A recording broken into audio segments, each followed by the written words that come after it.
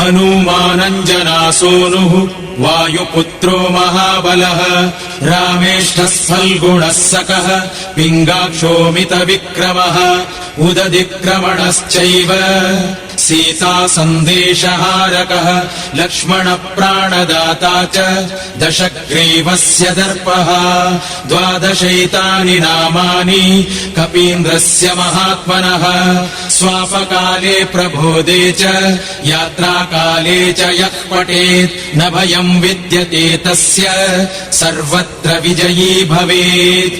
स्वस्ति श्रीहनुमद्12 नाम स्तोत्रम् सम्पूर्णम्।